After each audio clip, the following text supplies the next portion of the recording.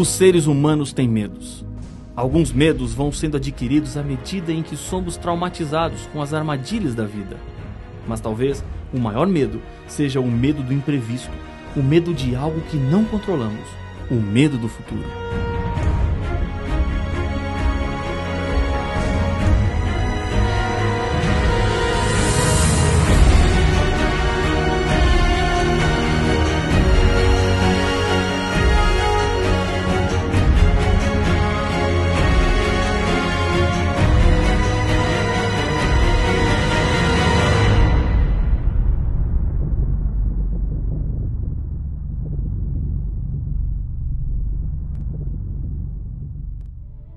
Quando o Apocalipse fala do futuro, ele se torna um livro enigmático. Algumas pessoas que têm a Bíblia nunca abriram no livro do Apocalipse, simplesmente por ter medo daquilo que possam encontrar. O livro do Apocalipse não é um livro que fala de tragédias, mas acima de tudo, um livro que fala sobre esperança. Deus nos revela um futuro onde o mundo voltará a ser perfeito, como era quando Deus o fez. Muitas promessas são quebradas. Mas isso não vale quando falamos sobre as promessas que Deus faz. O que Ele promete fazer, Ele faz.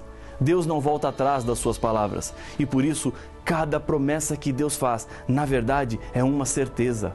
A Bíblia tem centenas de promessas. O livro do Apocalipse está repleto delas, para fortalecer a fé de cada um dos fiéis. Em meio ao drama do conflito entre o bem e o mal neste mundo, Deus revela o alívio de sua graça através destas promessas que estão espalhadas em todo o livro do Apocalipse. São promessas que expressam o amor, a compreensão e o poder restaurador de Deus. Há também promessas chamadas de negativas, porque revelam o lado de justiça de Deus. Boa parte das promessas estão relacionadas com a segunda vinda de Jesus, outras com fidelidade e muitas com salvação e vida eterna. E o mais interessante é que as promessas do Apocalipse passam a barreira do tempo e falam aos nossos dias para homens e mulheres do século XXI. Não são versos escritos por um simples ser humano, mas pela inspiração dada por Deus. Por esse motivo, as palavras e as promessas de Jesus nunca passarão ou terão a data de validade vencida. Todas as promessas são para os vencedores. E no livro do Apocalipse, vencedores são todos aqueles que se salvarão. Existem promessas que são recompensas. Por exemplo, Apocalipse capítulo 22 e o verso 12. E eis que venho sem demora, e comigo está o galardão que tenho para retribuir a cada um, segundo as suas obras. Essa é uma promessa relacionada com a segunda vinda de Cristo. Nesse mesmo dia, o Senhor virá e destruirá todos os que destroem a terra, diz Apocalipse capítulo 11, verso 18, e dará vida eterna aos salvos. Promessa positiva para os salvos e negativa para os que se perderão. Qual é o tipo de recompensa que você está buscando receber de Deus? Faça uma análise de sua vida. Olhe para todos os lados. Existe algo que você precisa mudar? Uma coisa que não deve mais fazer? O seu problema é algum tipo de vício?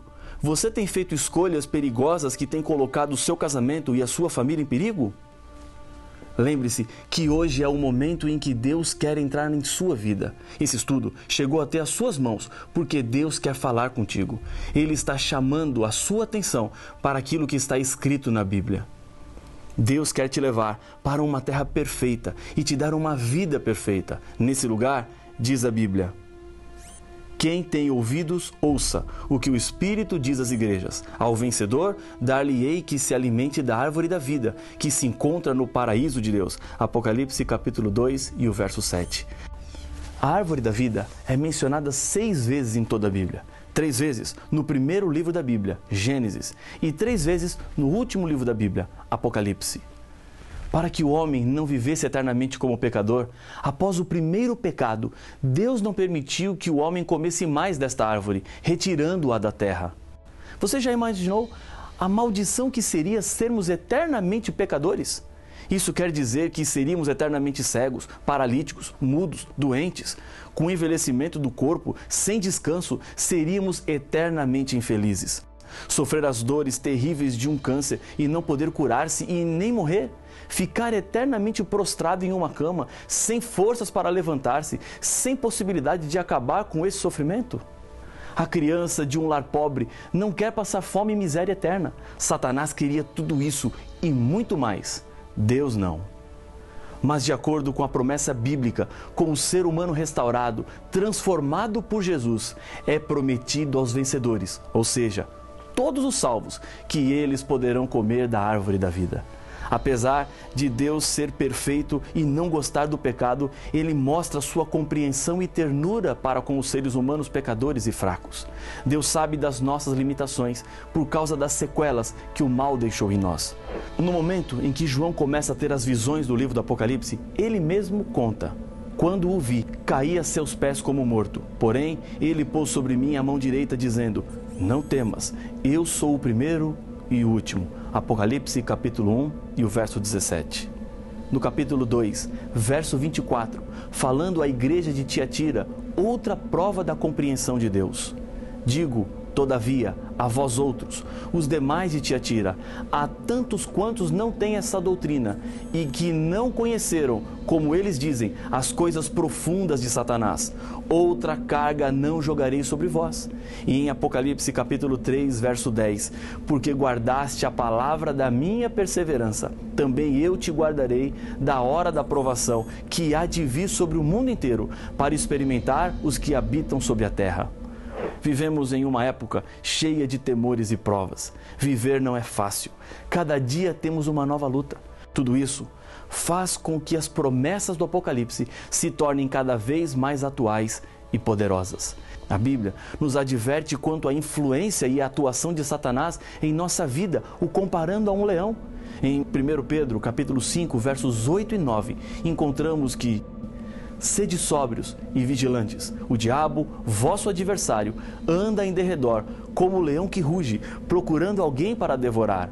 Resisti-lhe firmes na fé, certos de que os sofrimentos iguais aos vossos estão se cumprindo em vossa irmandade, espalhadas pelo mundo. Na sua luta contra Deus, o diabo está preocupado em destruir tudo que pertence a ele, incluindo a natureza e as criaturas. O mesmo apóstolo João, que escreveu o Apocalipse, em sua primeira carta, no capítulo 3, verso 8, nos diz: aquele que pratica o pecado procede do diabo, porque o diabo vive pecando desde o princípio. Para isso se manifestou o Filho de Deus, para destruir as obras do diabo. O mesmo capítulo 3 de 1 João explica o que é o pecado. Todo aquele que pratica o pecado também transgride a lei, porque o pecado é a transgressão da lei. O pecado existe porque a lei existe. Se a lei for abolida, como dizem algumas pessoas, isso significa que o pecado não existe mais. E ter certeza que o pecado continua existindo é fácil. Basta olhar para o mundo ao seu redor e você comprovará que existem princípios que, se forem quebrados, trarão dor e sofrimento para os seres humanos. Jesus não veio à Terra para mudar a lei. Jesus demonstrou para o universo que é possível guardar a sua lei, e ela é que nos protege contra os tubarões ou o leão que anda ao nosso redor, sempre pronto para nos destruir. Uma vez que a pessoa aceita receber Jesus em sua vida, recebe dele a salvação e assim deve viver de acordo com a vontade de Deus.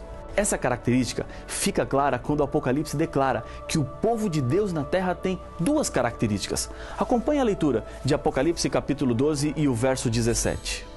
Irou-se o dragão contra a mulher e foi pelejar com os restantes da sua descendência, os que guardam os mandamentos de Deus e têm o testemunho de Jesus, e se pôs em pé sobre a areia do mar. Satanás odeia a Deus e a sua lei, pois ela é a expressão do caráter de Deus. Por isso que quem vive contrário à lei de Deus está reproduzindo a conduta de Satanás. Jesus disse: se me amais, guardareis os meus mandamentos. João capítulo 14, o verso 15. Ao guardar os mandamentos, demonstramos a nossa identificação com Cristo. Isso explica por que o diabo ataca os que são fiéis a Jesus. E é na hora da provação que a promessa de Jesus se torna mais doce. Em Apocalipse capítulo 2, verso 10, Jesus nos promete: ser fiel até a morte, e dar-te-ei a coroa da vida. Esse é o plano maior de Deus para você, vida eterna. Ao compreendermos que Deus espera a obediência à sua lei, outro passo deve ser dado. Ouvindo eles estas coisas, compungiu-se-lhes o coração e perguntaram a Pedro e aos demais apóstolos: que faremos, irmão? Respondeu-lhes Pedro: arrependei-vos e cada um de vós seja batizado em nome de Jesus Cristo para a remissão dos vossos pecados e recebereis o dom do Espírito Santo. Atos capítulo 2, versos 37 e 38. Arrependimento representa uma mudança de vida e o batismo significa isso. Perceba que até as promessas de castigo do Apocalipse, que alguns podem considerar negativas, revelam o amor de Deus que quer conduzir cada ser humano ao arrependimento. As repreensões e castigos prometidos por Deus têm como objetivo corrigir e curar, porque Ele nos ama e sabe que sem arrependimento não pode haver perdão. A salvação chega aos seres humanos de graça. Um homem que chegou atrasado a um encontro com um evangelista e lhe perguntou à porta: o que eu tenho que fazer para ser salvo? O velho evangelista lhe disse: você chegou atrasado. Eu sei, disse o homem aflito, eu preciso saber. Eu já lhe disse, você chegou atrasado, mas não foram alguns minutos, e sim 2000 anos, porque o que tinha que ser feito para a sua salvação já foi feito na cruz. No final do livro do Apocalipse, encontramos um convite. O Espírito e a noiva dizem: vem. Aquele que ouve, diga: vem. E aquele que tem sede, venha. E quem quiser, receba de graça a água da vida. Apocalipse capítulo 22, verso 17. A justiça de Jesus, que é colocada sobre cada ser humano que não é justo, é representada no Apocalipse por roupas e vestimentas. Os que acompanham Jesus estão vestidos de roupas brancas que foram lavadas no sangue de Jesus. Aqui, a figura de linguagem demonstra que apenas através do sangue de Jesus, os salvos têm o direito de usarem uma roupa que representa pureza. Arrependimento e fé devem ser acompanhados de mudança. Em Atos, capítulo 3, verso 19, encontramos: arrependei-vos, pois, e convertei-vos, para serem cancelados os vossos pecados. A paciência de Deus tem limites. Se não há conversão, terá de haver punição. O livro do Apocalipse nos diz de 7 pragas que cairão sobre o mundo, e nem assim todas as pessoas se arrependerão dos seus pecados. Jesus nos afirma: quem tem ouvidos, ouça o que o Espírito diz às igrejas. O vencedor, de modo nenhum, sofrerá dano da segunda morte. Apocalipse capítulo 2, verso 11. Acredito que o amor de Deus entrou tanto em nossa vida que o mínimo que podemos fazer é permitir que nossa mente e o coração fiquem em direção ao céu, traduzido em doce melodia de obediência. E é isso que o Senhor espera de nós. É uma resposta de amor pelo grande amor que Ele tem por cada ser humano.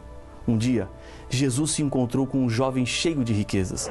Ele queria ser salvo e Jesus lhe disse: se queres, porém, entrar na vida, guarda os mandamentos. Mateus capítulo 19, o verso 17. A consequência da salvação é a obediência e a motivação da obediência é a salvação. O Apocalipse revela que o código moral no qual os que foram salvos pela graça devem obedecer é a lei dos 10 mandamentos. Os apelos bíblicos e as promessas estão mostrando a você que Deus lhe chama para ser um filho obediente e andar nos caminhos da Bíblia e dos 10 mandamentos. Por que você não decide agora qual caminho vai seguir? Faça nesse momento um acerto com Deus. Decida viver feliz e em paz com Deus. Isso fará toda a diferença em sua vida. Se essa é a sua decisão, se esse é o seu desejo, ore comigo. Senhor, nós te louvamos pelo privilégio que estamos tendo de estudar a Tua Palavra. Obrigado pelas promessas que o Senhor nos faz, promessas de vida, promessas de salvação. Aceita a nossa decisão, toma conta do nosso coração e nos transforma para o dia do grande encontro, quando o Senhor voltar a este mundo, em nome de Jesus. Amém. Dentre as muitas figuras do Apocalipse, os 7 selos é uma das profecias que mais alimentam a imaginação das pessoas com relação ao fim do mundo. Morte, sangue, espada, fome, pestes. Estas são expressões usadas no contexto dos 7 selos. Mas afinal, o que representam os 7 selos do Apocalipse? Estes selos só trarão desgraça para o nosso mundo? E quando isso acontecerá? Não perca o próximo episódio de Apocalipse, o fim revelado.